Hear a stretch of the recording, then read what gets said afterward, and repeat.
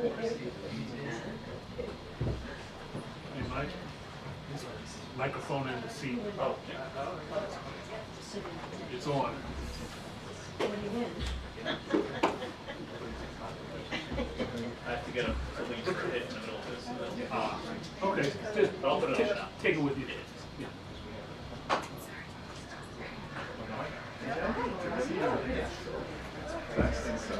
Yeah.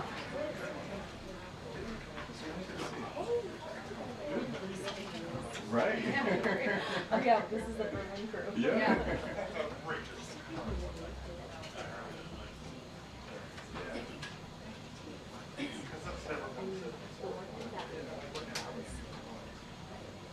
Otherwise it would Would have been that maybe.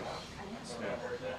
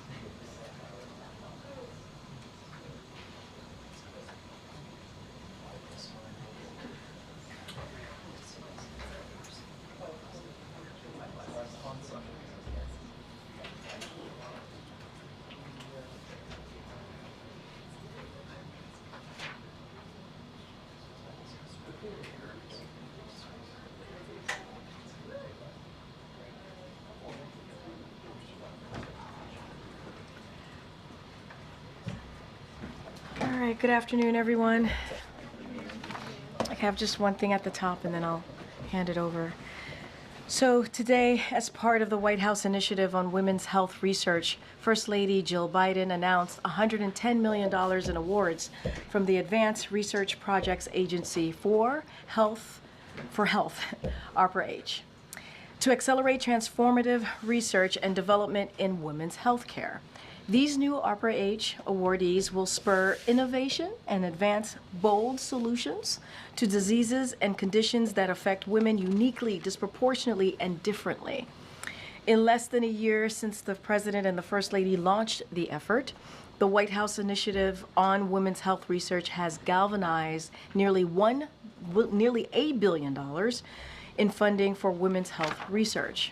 And now I'm going to turn it over to my NSC colleague, Admiral John Kirby, who will talk to you more about the news of Korean soldiers traveling to Russia, today's historic announcement of the use of frozen Russian sovereign assets to support Ukraine, and other foreign policy matters. Admiral? Afternoon, everybody.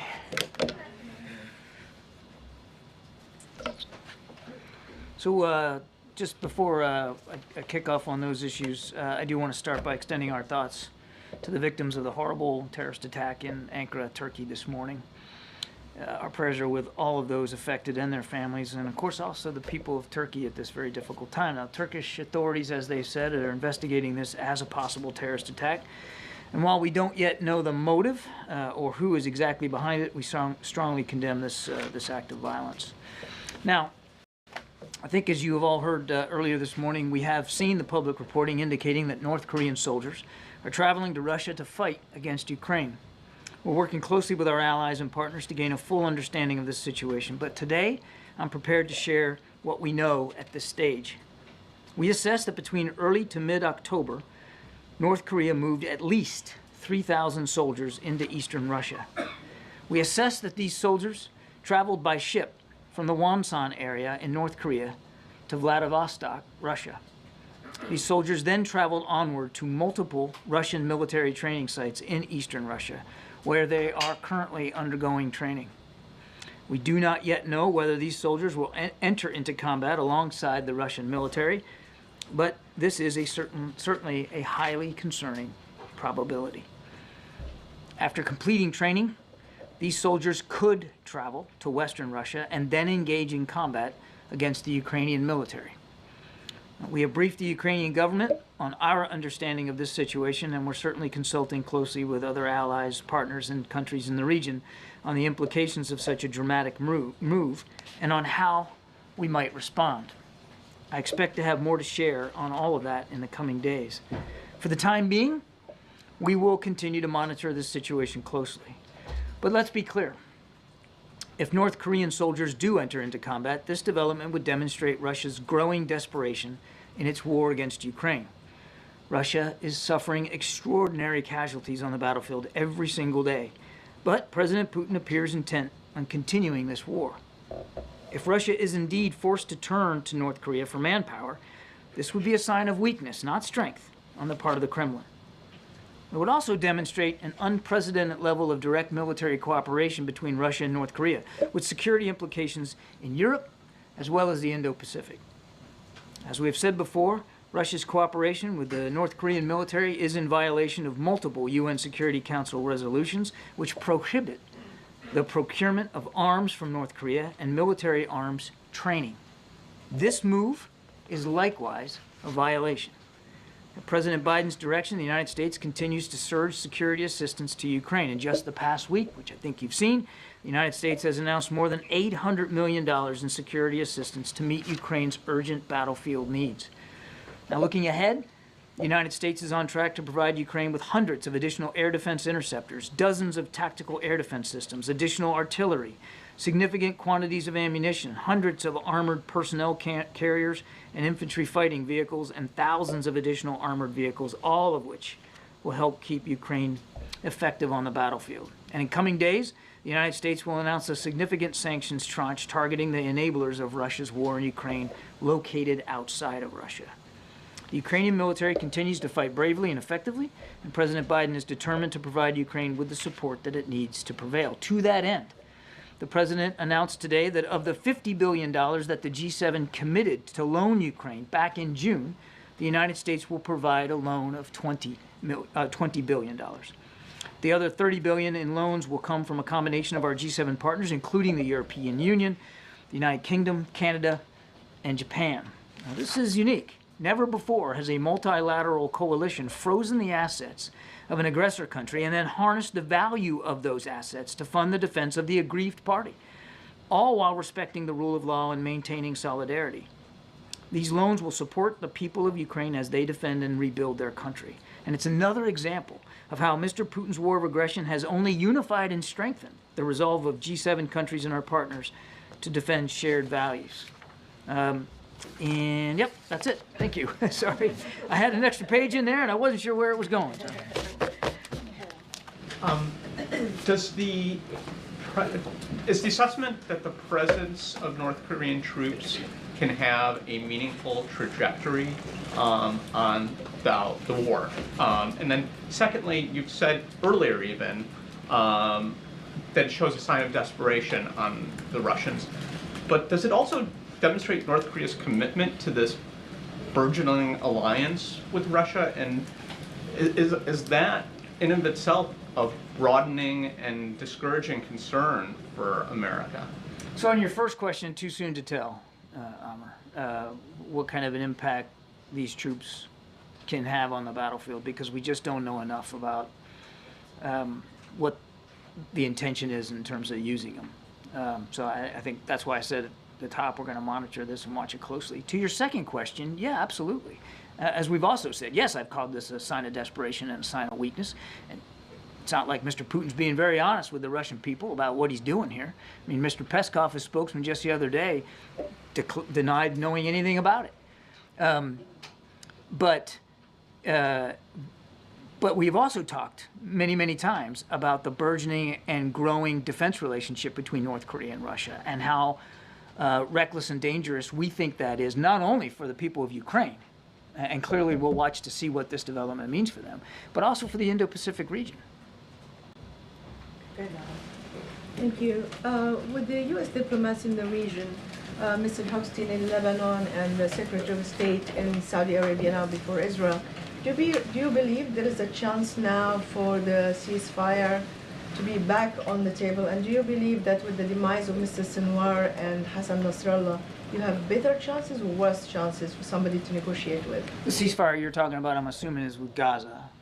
I mean, you have Lebanon and you have Gaza Yeah. implementation 1701 and in Gaza. I mean, look, the short answer to your question, Nadia, is yes, and we wouldn't be engaged in this these diplomatic efforts if we didn't think there was still an opportunity here to get a ceasefire for Gaza that brings the hostages home and increases humanitarian assistance, and certainly a ceasefire between Israel and Hezbollah. And as for the implication that the deaths of the two leaders, Nasrallah and Sinwar, as President Biden said last week, that does open up, we believe should open up an opportunity to try to get there.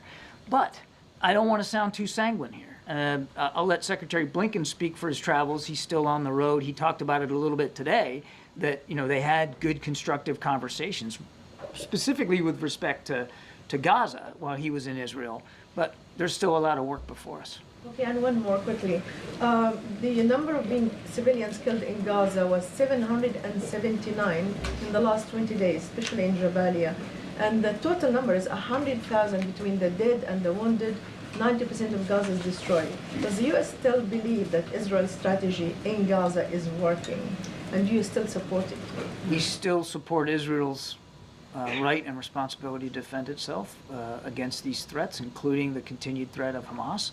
And we still urge Israel to be ever mindful of civilian casualties and the damage to civilian infrastructure. And we're going to continue to work with them to that end. Has the U.S. made an assessment about the type of weapons training or what type of training the North Korean soldiers are undergoing in Russia that could potentially be used in Ukraine? And does this represent a new type of an agreement in terms of an information sharing agreement between the North Koreans and the Russians? I don't believe we have a very specific assessment at this time of the exact nature of all the training. There's 3 sites that we assess right now that this first tranche of about 3,000 are being trained. I think I could go so far as to say that, at least in general terms, it's basic kind of combat training and familiarization. I think I could go as far as that and no further. But as I also said, we're going to monitor this and watch this closely. And obviously, if we have more information that we can share with you, we certainly will. To your second question about information sharing, as I've said before in answer to Amr, we have been watching this relationship grow and deepen now for many, many months. And the question that we're asking ourselves, and we don't have an answer for right now, is what does Kim Jong-un think he's getting out of this? And so you talked about information sharing. I mean, maybe that's part of this. Maybe it's technology. Maybe it's capabilities. We don't have a good sense of that. But that's what's so concerning to us is not only the concern for the impact on the war in Ukraine, but the impact that this could have in the Indo-Pacific with Kim Jong-un benefiting to some degree. Can you talk about that just briefly? Like, how significant is this for the U.S. allies in the region and the U.S. as a whole? It could be significant. Again, we don't know enough right now. So when you say region, I think you mean Indo-Pacific.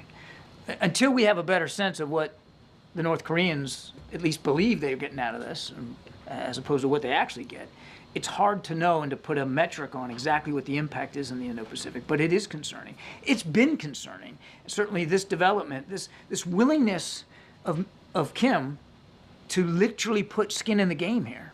Soldiers in Russia for the potential deployment, and we haven't seen him deployed, but for the potential deployment, certainly would connote an expectation that he thinks he's getting something out of this. You mentioned that the U.S. is discussing how we would possibly respond. What are the possibilities for how the U.S. could respond to this? Well, for one thing, we're going to continue to surge security assistance. As I just mentioned in my topper, and you're going to continue to see, the president has made it clear that we're going to continue to provide security assistance all the way up to the end of his administration for sure. So you're going to see that continue to flow, and we're talking to allies and partners about what the right next steps ought to be. I'm not at liberty today to go through any specific options, but we're going we're going to have those conversations, and we have been. And China is a critical trading partner to North Korea. What's the U.S. assessment for how China is looking at all of this? We don't know how President Xi and the Chinese are looking at this. One would think that if you take their comments at face value about desiring stability and security in the region, particularly on the Korean Peninsula, one would think that they're also deeply concerned by this development. But you can expect that we'll be communicating with the Chinese about this, and certainly sharing our perspectives to the degree we can, and gleaning theirs. And local South Korean press is reporting that according to intelligence, these troops, North Korean troops, lack understanding of modern warfare, such as drone attacks, and it's anticipated there will be a high number of casualties when deployed to the front lines. Too soon to know. I mean, we don't really know what they're going to be used for, where they're going to, if they're going to deploy, where they're going to deploy, and to what purpose. I can tell you one thing though: if they do deploy to fight against Ukraine, they're fair game. They're fair targets, and the Ukrainian military will defend themselves against North Korean soldiers the same way they're defending themselves against Russian soldiers. And so the possibility that there could be dead and wounded North Korean soldiers fighting against Ukraine is absolutely real if they get deployed. Just to clarify something you said earlier about what Kim Jong-un possibly gets out of this, as far as you know, has he gotten anything in return? Well, I mean, from this particular move, I can't speak to that, MJ. I don't think we have seen any specific, quid pro quo with respect to this provision of troops. But we know that he and Mr. Putin have again been growing in their defense relationship, and we know Mr. Putin has been able to purchase North Korean artillery. He's been able to get North Korean ballistic missiles, which he has used against Ukraine. And in return, we have seen, at the very least, some technology sharing with North Korea. But what this particular development means going forward, we just don't know. We're going to have to watch that. And do you know if this came about because Putin specifically first asked for help, or whether it's that Kim Jong-un offered the help first? Don't know. Don't know what precipitated it, but I think it's important to remember that in the 3+ years that he's been fighting in and around Ukraine, Mr. Putin and his military has suffered 530,000 casualties. And as we're speaking today, he's losing casualties alone, not killed and wounded, 1,000 to 1,200 per day. Now, 530,000 is a lot. I mean, there were, in the American Civil War, there were like 620,000 killed. Just to put this into some perspective, this is 3 years fighting in Ukraine. 530 casualties is a lot. And he hasn't been fully transparent with the Russian people about this. And he hasn't been transparent at all with the Russian people about this particular move, about bringing in North Korean soldiers. So that he has to farm out the fighting to a foreign country, I think speaks volumes about how much his military is suffering, and how uncertain he believes, how untenable he believes his situation is. And I guess just, if you had to guess, how would the training, what would the training even look like given the language barrier? And once these North Korean soldiers are deployed, like what would the command structure It's a great question. I wish we had an answer to it. You're not wrong to highlight the language barrier. I mean, these aren't even similar languages. They're going to have to overcome that. It's not like they have a long, productive history of working together as two militaries, even at all. So that's going to be a challenge. Command and control is going to be a challenge. And this is not a challenge that the Russians have even solved amongst themselves. They're still having command and control challenges, logistics and sustainment, getting things to the battlefield, keeping their troops in the field. They haven't solved that for their own soldiers. So they're going to have to figure that out here too. If in fact they deploy, we haven't seen that. So there are some pretty big challenges they're going to have to overcome. And I had a quick non-Ukraine question. Do you think that Donald Trump meets the definition of fascist? I'm not gonna talk about that stuff. John, there's concern among Democrats on the Hill that Donald Trump's team has not entered into these critical transition agreements with the White House that could potentially, in their words, endanger national security. Is that a concern of yours? Well, look, with the caveat that I'm going to defer to Karine on anything to do with the election and the transition. That's really for her. All I'll say is that no matter how things play out in the election, the National Security Council under Mr. Sullivan's leadership is and will make sure we're ready for proper transition handover. And there are intelligence officials who have warned that foreign adversaries might be looking to stoke violence in the next 13 days ahead of the election. I saw the DNI assessment, yeah. What are you doing in preparation? Well, we're working hard across the interagency, as you might expect we would, to share information, not only inside at the federal level, but working very hard to make sure we've got good handshakes and information sharing at state and local levels as well. That's the last thing we want, of course, is to see any violence or protest activity that leads to intimidation and that kind of thing. So we're working hard, again, with local and state officials. Thank you. So with North Korea's possible engagement in combating Ukraine trigger a bolder move from the White House, like decision to lift the restrictions on usage of American weapons? Yeah, again, number one, we're monitoring this closely, and that's where we are right now. I came and gave you a very honest assessment of exactly where we are, and we just don't know if these troops are going to be deployed against Ukraine in combat, and if so, where, when, and how. So, number one, we're monitoring this closely. I don't have any policy decisions or options to speak to today. I can tell you the last thing I'll say is that there's been no change to the president's policy when it comes to what we're providing Ukraine and how they're using it. Thank you, Fred. John, why not? I mean, why not greenlight the long-range missiles for Ukraine's use, which is Zelensky's #1 ask, as you're sounding the alarm about what could have far-reaching implications if North Korean soldiers go into Ukraine? Well, for one thing, Jackie, we don't exactly know what these guys are going to do. What else could they be there for? We don't know what they're going to do. We don't know if they're going to deploy into combat or not.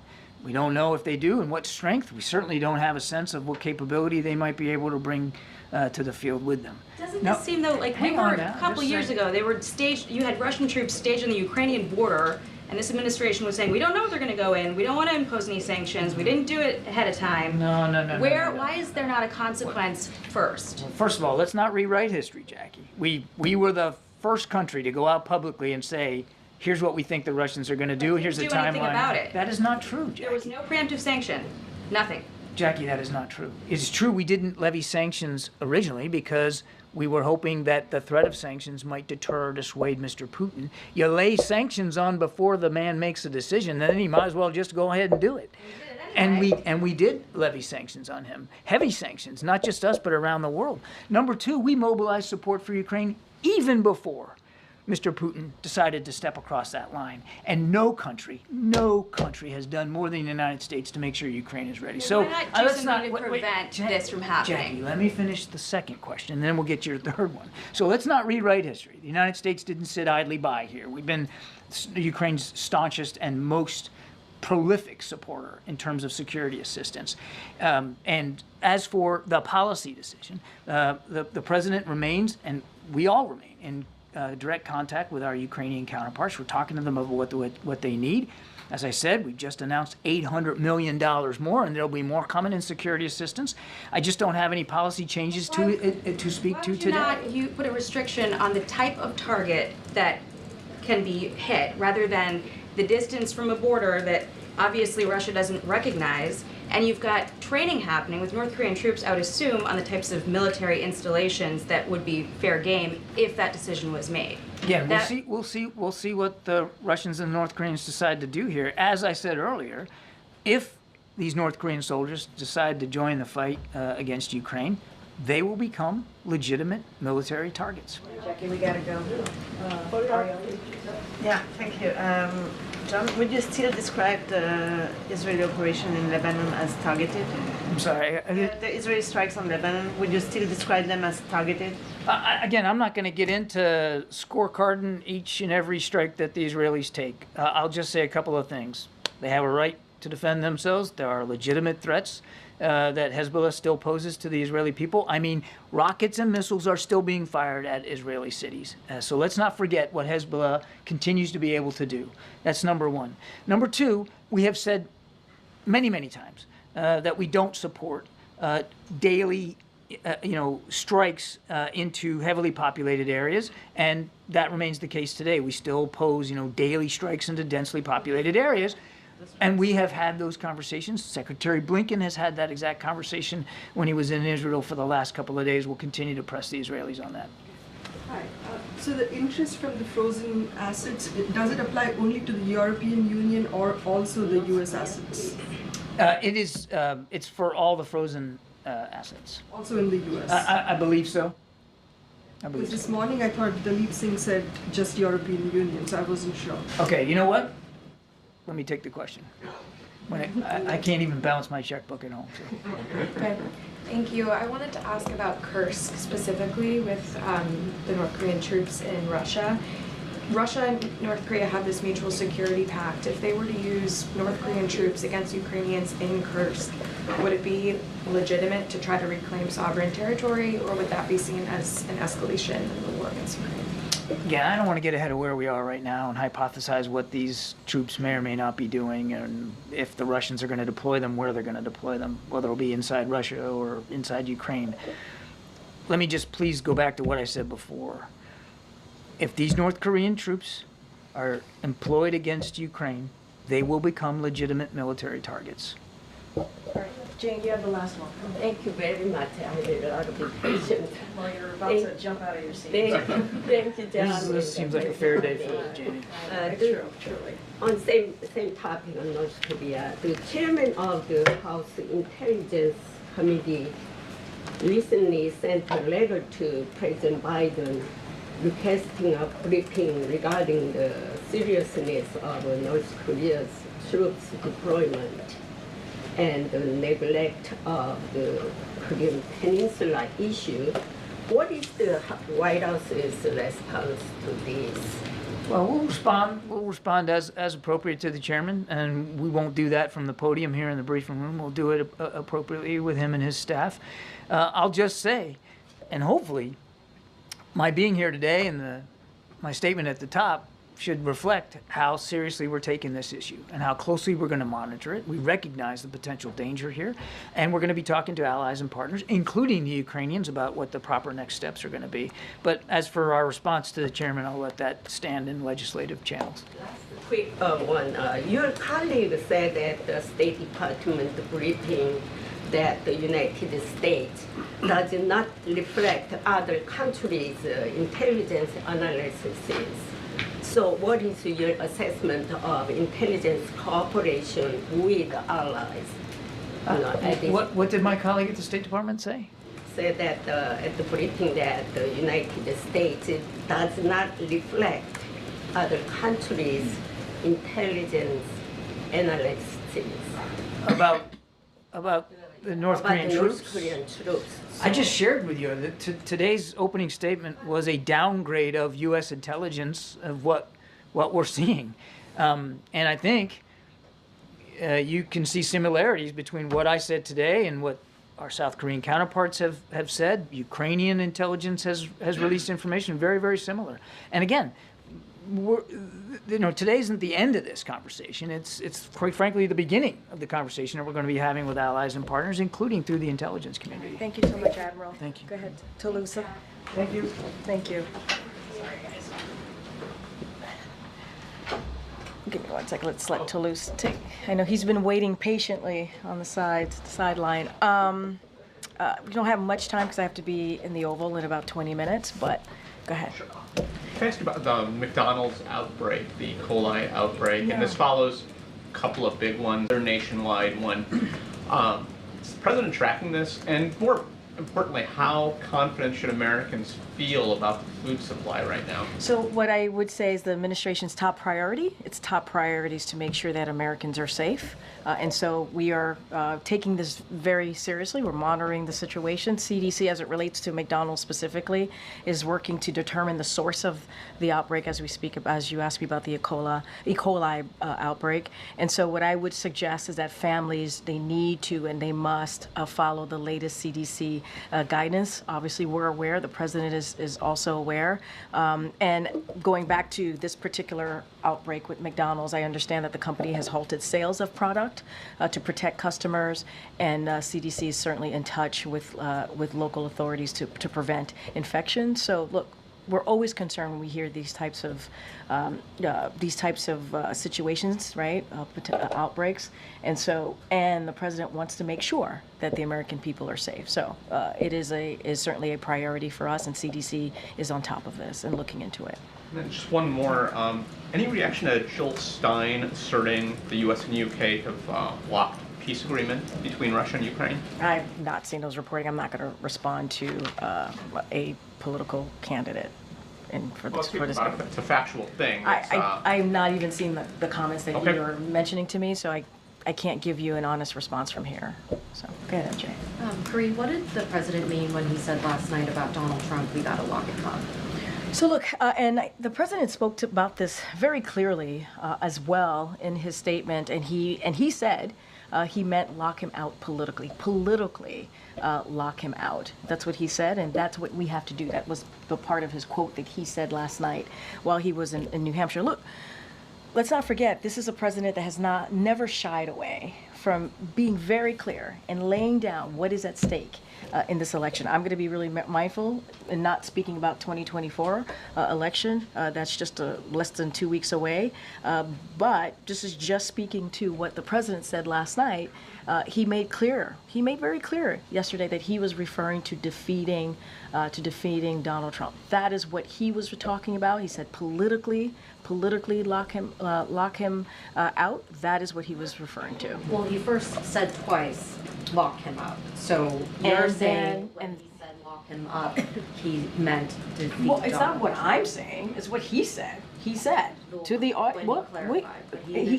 right, exactly. He clarified himself. He wanted to make sure that things were put into context. He wanted to make sure that while not just New Hampshire folks that were there were going to see it, but also the Americans who are watching and pay attention to what the president is saying. He wanted to put it into context, and he himself, this is not me, this is the president himself going back to explain to say that he was talking about politically locking him out. Is the president aware of John Kelly's assertion that Donald Trump meets the definition of a fascist, and that Trump wanted the kinds of generals Hitler had? I mean, look, you have heard from this president over and over again about the threats to democracy, and the president has spoken about that. You've heard from the former president himself saying that he is going to be a dictator on day one. This is him, not us. This is him. And it's not just us, the White House, saying this. You've heard it from officials, former officials that worked for the former president, say this as well. So, do we agree? I know that the vice president just spoke about this. Do we agree about that determination? Yes, we do. We do. Let's not forget, I will point you to January 6th. What we saw on January 6th, 2,000 people were told to go to the Capitol to undo a free and fair election by the former president. It was a dark, dark day in our democracy, and a dangerous one. We have people who died because of what happened on January 6th. And, we cannot forget that. We cannot forget that. And I will add this, that, and I can't believe I even have to say this, but our nation's veterans are heroes. They are heroes. They're not losers or suckers, they are heroes. And to be praising Adolf Hitler is dangerous, and it's also disgusting. So just to be clear, when you said we do agree, President Biden believes that Donald Trump is a fascist. I mean, yes, we have said, he said himself. The former president has said he is going to be a dictator on day one. We cannot ignore that. We cannot. And we cannot ignore or forget what happened on January 6, 2021. That is real. Real people were affected by this. Law enforcement who were trying to protect the Capitol, protect elected officials in the Capitol, congressional members, senators, House members. Their lives were ruined because of that day. Because 2,000 people, again, 2,000 people were told by the former president to go there, to find the former vice president, to stop a free and fair election. That is what happened. Some of your colleagues were there, reported it, and saw it for yourself. We cannot forget that. Great. You talk about the context of the president's comments yesterday.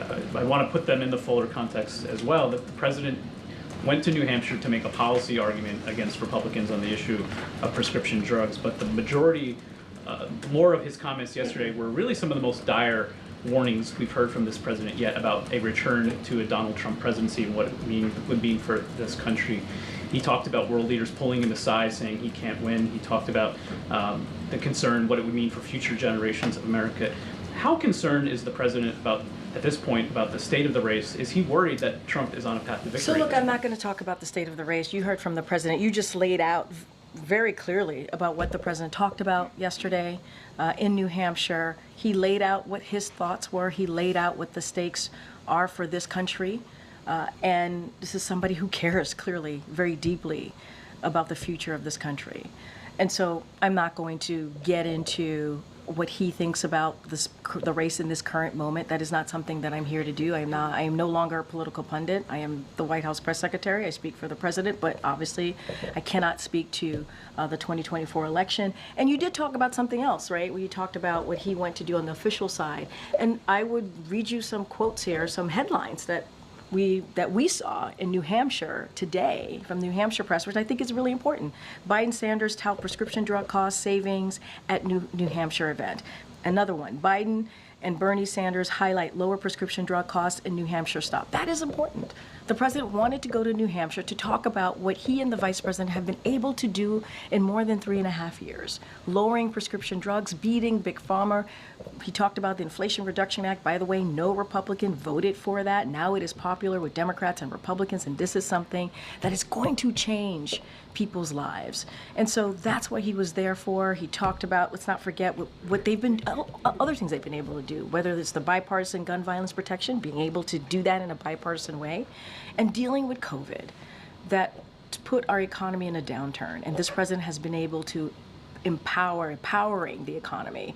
And we are now leading as a country in the world when it comes to the economy. So I think he was able to do both things. I think he was able to speak his mind on the political, nature of where we are right now, which he spoke to. And I think people in New Hampshire got a sense of what the president is trying to do on behalf of them in talking about lowering costs. We saw that in the New Hampshire papers. So it broke through, and I think that's important. You were with the president last week in Germany when he says he had these conversations with world leaders expressing their dire concern about the election here. What has been his response to those world leaders?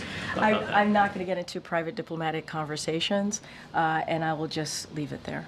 I'll ask you, NBC News is reporting that the vice president's likely to spend election night here in Washington, perhaps at her alma mater of Howard University. Do we have an understanding yet of where the president will be and how he plans to vote? As soon as you all know, we certainly will share that with all of you. I will say is that the president is certainly looking forward to casting his ballot in Delaware. And so once we have the full information on what his day is going to look like, or what the last couple of days leading up to November 5th will look like, we certainly will share that with all of you. Okay. Since we're talking about scheduling, it is traditional for the president to hold a press conference. Oh boy, I knew that was coming. Can't stop one. You were in here for the drop by. Were you here for the drop by? Yes, I was. It was great. We'd love to see him again. Yeah. You know what? He had a really good time. He enjoyed it. So just an open invitation for the president to follow tradition and do a press conference after the election, which I think is standard and important. I totally hear that, Tam, and I know it is a tradition. I don't want to get ahead of what the schedule is going to look like. As we know, in less than 2 weeks, we will have an important election. Obviously, I'm not speaking about that election specifically, but we want to we will share more as we get closer. And we certainly are tracking that tradition, and we'll certainly have more to share. Are we going to see him with the vice president much in the next couple of weeks? Look, I know you all have asked this question of him, you've asked this question of me. They have, as you know, campaigned together. They've done official events together in the past just couple of weeks.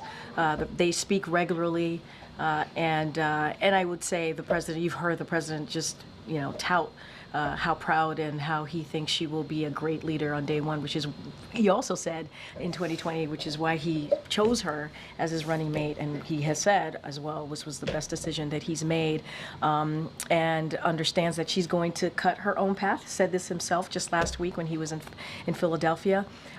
Don't have anything to share again on the schedule. I know this is all part of a scheduling question, and we certainly will have more to share as the days, as you know, I mean, one day is like an eternity in this space, as you know. And so less than 2 weeks feels like so far away. So we will have more to share for sure. I just want to follow up on MG's question. Yeah. So did the president actually read former Marine General Kelly's comments or listen to them? And do you know how he reacted after doing so? I just gave a really good, I think, a good sense of what the president has said about our reaction here from the White House. The president is aware of John Kelly's comments, and I gave you a reaction as part of as the president's White House press secretary. And what I'm saying to you today is something that the president has said over and over and over again and repeated, and let's not forget the words that we have heard from the former president. And it matters here because we're talking about our democracy. We're talking about what's at stake here with our democracy. And when you have a former president saying that they will be a dictator on day one, that is something that we cannot forget. And so, the president has spoken about this and given speeches on this, and that's why I continue to point to January 6, 2021, because it's something that we cannot forget. A dark day on our democracy, because of what occurred. What occurred? Was the president surprised by any of the comments from Kelly? No, not at all. I mean, again, the president has made comments and has spoken about this over and over again, so no, I will say no. Go ahead. Thanks, Corinne. Elon Musk has been, campaigning with former President Donald Trump, and he is offering $1 million to voters. I just was wondering, has the president expressed any concern to, this interference by Elon Musk? And I don't know if he, the administration maybe has any plans or has discussed maybe how to sort of maybe move forward with what Elon Musk is doing with the So $1 million. on this particular question, I'm going to have to refer you to the FEC. Just have to be that one. That's a place that I'm going to have to refer you. I can't speak to it beyond that. But has the president mentioned it at all? He's Elon aware Musk, of or- it. He's aware of it. That I can tell you. I just can't speak to it beyond that. I have to refer you to the FEC. Okay, Jim. And you've taken questions today, and obviously throughout the presidency, President Biden has talked a lot about democratic institutions. I'm just curious if between now and Election Day, the president's going to speak sort of more broadly about the confidence in the votes being counted accurately. Well, the president's talked about this. He believes in our institution. He believes in this will be a free and fair election. He's talked about this. We have to give the American people, who some of them are voting right now, to make sure that they have the confidence in their vote and how important it is to cast their vote. I'm not going to go beyond that, but I think the president has been very clear about that. But you don't, so we talk about schedules, there's nothing sort of like a big sort of, because he's done these types of addresses on issues like this before. So I'm just curious if this is a time that he would do that. I hear you, and I hear you're talking about the moment that we're in, and if the president's going to speak about it in a more formal way in remarks in a speech, I don't have anything to share with you. But he's been very clear about having the confidence in our institutions. And so I'll leave it there. Okay. Just want to ask you briefly about congressional outreach for the $10 billion that would be military aid. Has the White House started that process, reaching out to members of Congress to get their buy-in to kind of help expedite this process? I mean, we're in regular touch with congressional members about any type of initiative that we're trying to push through, especially if it involves Congress, obviously. I don't have anything to read out to you at this time, but we are in regular conversation about a myriad of things when it comes to legislation, things that we're trying to push forward again. Certainly that is important to the American people. I just don't have anything to share at this time. Just a quick 2024 question. You said the president's going to vote. It's a scheduling question. Yeah. Will he vote You guys are very into schedules we're- today. Yeah, I know, into Early the voting. POTUS schedule. Early voting starts in Delaware, obviously, this week, and will he vote early before election day? As soon as we have something to share, I will certainly share that. I appreciate the effort here. The president, I could say for sure, the president is looking forward to casting his ballot. And when we have more to share about his schedule, I mean, the president can't not just go vote and not for you guys not to know, right? So you guys follow him wherever he is, which is good, which is a good thing. Go ahead. Thanks, Karine. The former president described the vice president as lazy as hell yesterday. She had a day when she was not on the campaign trail. I was going to give you an opportunity to respond to that. I would check the source. Pay real close attention to who's saying that. That's all I'll say. Okay, another question about the vice president's interview with NBC. She was asked about whether there should be any concessions on the issue of abortion and the situation. Wait, say that one more time? She was asked whether or not there should be concessions on the issue of abortion, the scenario being a potential divided government like we have now, whether or not she would be willing to offer concessions, things like religious freedom, on the issue of abortion. And I wanted to see. Meaning like when she's in office? Yes. Oh, look, I'm not going to get into hypotheticals. That is something that certainly, you know, when she is in office and becomes president and all of the things happen, I'm not going to get into hypotheticals. She's going to make her own decisions and decide what's best for the American people. I can't speak to that at this time. Not going to get into hypotheticals. What you know and what you have seen from this president and this vice president is their commitment to continue to fight for women's rights and continue to call on Congress to reinstate Roe v. Wade, make sure that legislation is put out there, voted on, and so he would sign that, obviously, if that were to happen. And so that is what they both have asked for. That is what we've been saying during this administration. And she has been, obviously, a passionate fighter on that issue, understanding what this means to women, understanding what this means to people's rights and freedoms, and so has this president. And so that's what we're going to continue to see. You just heard us, I forget all the days come together recently, talk about how we're expanding in the ACA for contraception, because understanding how important that is to women and families or women and Americans who are trying to make decisions on their family or how to move forward, and they should have that right.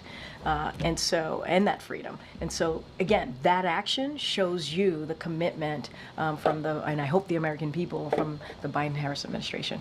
What she's going to do next, how she's going to govern, that's not for me to say. Another question from the interview, she was asked whether or not sexism would come into play in this election. She said, I don't think of it that way. Obviously, the former president, Barack Obama, said that he did believe that sexism was coming into play in this election. What does the president think about it? I'll say this. Clearly, the vice president spoke to this, and this is her campaign, and she's going to say how she sees things. The president has always said and will continue to say that she is ready to lead on day one, and you don't have to just look at her record with him as a critical partner over the last more than 3.5 years as vice president, but as senator, as attorney general, as district attorney. She is someone that has always fought for Americans, fought for people, whether it is citizens in California or more broadly, obviously. And I think that's what the American people, I know that's what the American people want to see. They want to see a fighter. And that's what the president sees in her. And again, just look at what we've been able to do in the more than 3.5 years when it comes to trying to beat back COVID and make sure that we all could come together in this room again without masks and make sure that was a strategy to deal with this pandemic, turn the economy around, because of this pandemic. Make sure that schools were open, businesses were open. Now we have a record number of people applying to open up small businesses. They're doing that because they believe that the economy is working for them. Nobody wants to open a small business if they don't think the economy is working for them. Now, there's always a lot more work to be done, and we're going to continue to do that work. You saw what the president did with Senator Bernie Sanders in New Hampshire, in Concord, New Hampshire, answering and laying out what the Inflation Reduction Act has been able to do, saving people $1 billion because of that Inflation Reduction Act, which I may add, Republicans did not vote for. They did not vote for it. I know I'm getting the poll here. Go ahead, John. Thanks a lot, Karine. What's the level of concern that the administration has about election interference specifically from Russia? I mean, we spoke to that. We made an announcement on what we were seeing from Russia on election interference. We sent a very clear message on that just a couple of weeks ago. So obviously that is something that continues to be a concern. We will speak loud and clear about that, as we did just a couple of weeks ago. But we also want Americans to know that to trust the institution, and that's what the president is going to continue to say, and also continue to lay out the stakes, what's at stakes. Okay, thanks everybody. Hopefully see you on the road. Great.